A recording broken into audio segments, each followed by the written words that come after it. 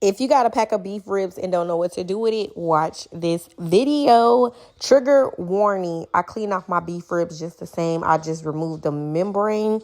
And that bowl has cold water, a little bit of vinegar, and some limes to scrub off any gunk. But do y'all see that? Please remove the membrane because it's not necessary.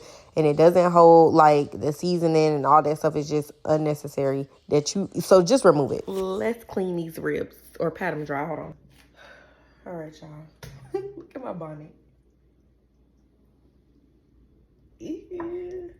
We're gonna pat them dry. These are small. All right, let's get back into it.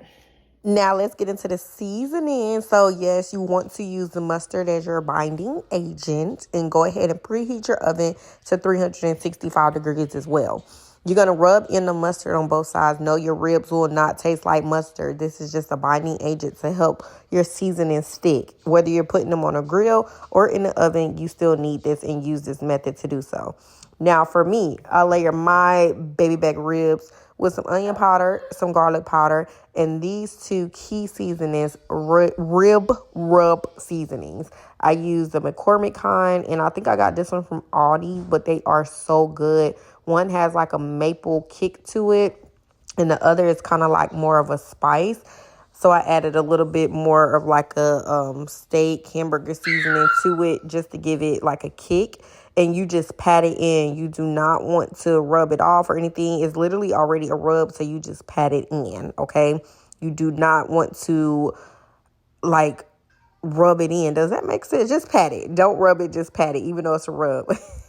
And then in some aluminum foil, get some aluminum foil. You want to wrap your barbecue ribs together just like that and cover them completely.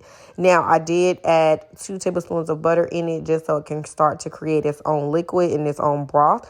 Now, in my pan, I do add a little bit of beef broth at the bottom, and I should have added more because y'all will see later. And that's going to be a key thing because when you remove your ribs from the oven after about an hour and a half, this is how they're going to look. And you see the liquid that they form. Then you want to pour it into the pan.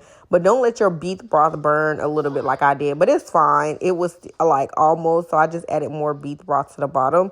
And then you want to cover it back up and put it in the oven for another hour and a half. I want to say this took a total of like 2.5 hours to cook. These were small ribs. And before you add them back into the oven, I added some hot barbecue sauce. So it's just hot sauce and barbecue. And then I rubbed it in on each side, just like that, on each rib. Rubbed it in with my little Prima Donna barbecue rubber. Go get you one. And then I covered it up, but they should look just like that. And then after about another hour and a half, I took them back out the oven, and then voila. Do y'all see the bottom of the pan not burnt no more? So don't worry about that. And then I paired it with some mashed potatoes and some green beans, and baby, that was it. These are my barbecue beef ribs in the oven at home, just the same as grilled effect. So if you ever try this recipe out, let me know. It's super quick and easy too. Bye, y'all.